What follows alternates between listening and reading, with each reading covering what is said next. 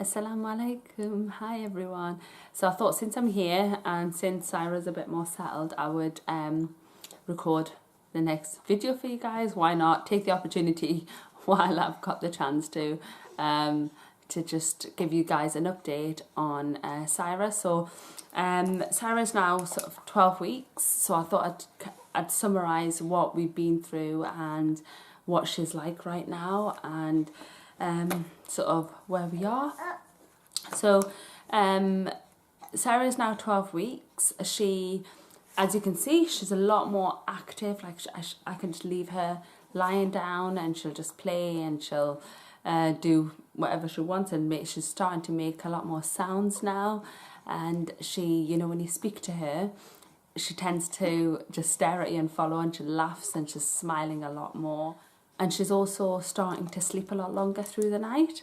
So now what I usually do is, with her, what we do with feeding, we normally feed her about sort of every 3 to 4 hours throughout the day. And she does have a couple of naps as well. So she'll have a nap in the morning. She usually wakes up about 7, 8 o'clock, has a feed, and then she'll go back to sleep. Then she wakes up about 11 o'clock, and then she then is awake, just like she is now. So it's about 11:30, I believe, right now. And then she'll have her little plays until sort of early afternoon. She'll have a little bit of a nap, and then she'll then stay asleep for about an hour or two then. But then about 5:30, 6 o'clock, she'll have another feed and she falls back asleep then. So she still is having like sort of regular intervals between her feeds. Her evening feed, what I've found is, because throughout the day I normally give her about 4 to 5 ounces for every feed, but then in her night feed, so if she falls asleep at 9 o'clock, she does wake back up about 11, 12. And then she goes to sleep and she doesn't wake back up again until 5:30, 6, which is pretty normal. But sometimes at 9 o'clock, so she'll sometimes have about sort of 6 or 7 ounces. And when she does that, I've found that she only done this in the last couple of days. She has a feed at like 9 o'clock and she doesn't wake up until 5:30, 6. So it's kind of like works out the same. But I don't know whether or not she's just like, I found that I'm feeding her 4 or 5 ounces, then I'm having to quickly make another couple of ounces. But, you know, that's absolutely fine. I think her body's changing a little bit and she's trying that little bit, which obviously, if I'm not waking up till 5:30, 6, that is like ideal for me, because I know to you guys that's probably like, what? That's so early. But in mummy land, that is not at all. That is like, you know, amazing, considering you're normally up about every 2-3 hours.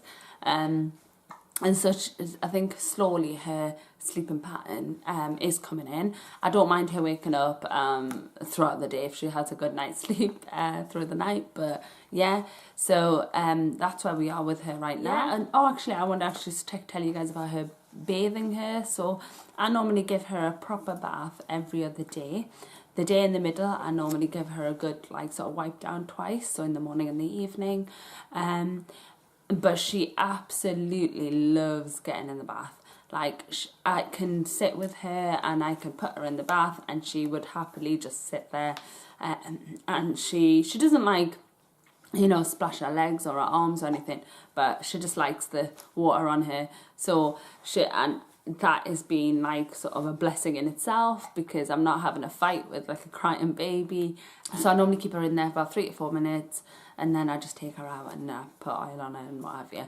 So and what I am actually using is, on her body I use olive oil. I know that some midwives, and there's been a whole controversy of different oils that you should be using on babies, but you know, on her body she seems fine with olive oil.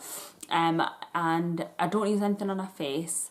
I do use coconut oil near her, like sort of back of her ears and on her head. She does, alhamdulillah, have a full head of like hair. She's had her hair shaved off twice. and it's just what we do in our culture. We do it within the first week that she's born, and then afterwards you don't have to do it again, but we did it again because it was getting a bit hot. So we did it after Eid. And what I do is I normally tend to just put, like, not a lot of coconut oil, just some on my fingers, and then just put it on her head, because just in case she's got a bit of, because she sometimes has a bit of like dry skin on there. But apart from that, alhamdulillah, she's fine. So what we've been starting to do is we started to read to her. So what she's doing is, you know, we tend to read like sort of Dr. Seuss or Winnie the Pooh books or something like that. And she doesn't like to do anything, but she likes to put her hands just on the book while she's on your lap, and she just sits and she listens, and she like absolutely loves it. So that's her time where she just tends to just sit quietly. I've had it before when I've been reading to her and she's like fallen asleep on me. So she's just, it's kind of, I guess she probably finds that a bit soothing.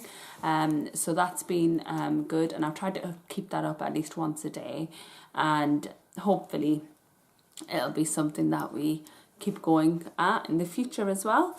I do tend to go for a walk with her whenever I had the opportunity to, because I just feel like it's nice for her to get some fresh air rather than staying in the house. Because we go to 2 classes through the week, so we go to like baby sensory and rhythm time. She finds that she has that time out anywhere outside the house. But like baby sensory has been really good for her, because they do different themes every day, and they have a time where she can play with toys. And she's and what I've found is, because I've been going there as well, she's become a lot more like active. At home we don't really have so many toys just yet. She does have a lot of cuddly toys, she does have a lot of sort of sensory toys and stuff like that, but nothing like a, you know, like one of those play gyms or anything. Or she doesn't even have a bouncer. And the reason why we didn't get anything like that, because we weren't really sure what she would like first. And my mum actually does have a bouncer at hers, because it was my nephew's, and whenever I go there I do put her in that, and she loves it. So I am looking at getting a bouncer. So if you guys know of any that you think, you know, is reasonable and, you know, that would work for little ones, then comment below on the on this video, and then I'll see what we can get. But yeah, so then I've also got, actually talking about walks, I did get one of those Kaboo slings as well, because I thought I'd get her used to being in that, because we are planning on going away as well, and I think it's probably good to get her used to something like that. And I have tried it around the house a couple of times.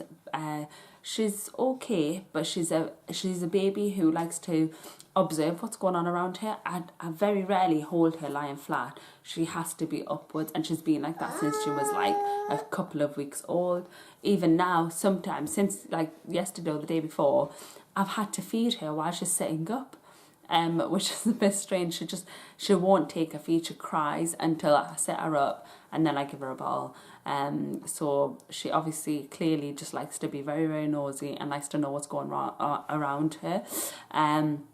So that's why whenever I put her in that sling, I have to keep her head out. So what I do is, and I have to keep it quite loose, well, not loose, but you know, I can't put the material over the back of her neck, because she just doesn't like the fact that she can't see everywhere, and she hasn't got control of that, which is probably good, because she's started to hold her head up a bit higher as well. So that's been good. So what I do is I just keep my hand at the back when I'm walking with her. So yeah, so that's going quite good. And she's one baby who loves to get her nappy changed. Like, it doesn't matter what it is, she'll happily lay down and I will get her changed, and she'll just sit there and she'll laugh, and she'll just, you know, she loves it. She absolutely loves it. She doesn't, even if it's in the middle of the night, she doesn't even like move. She's fine with it. She's content when I do that.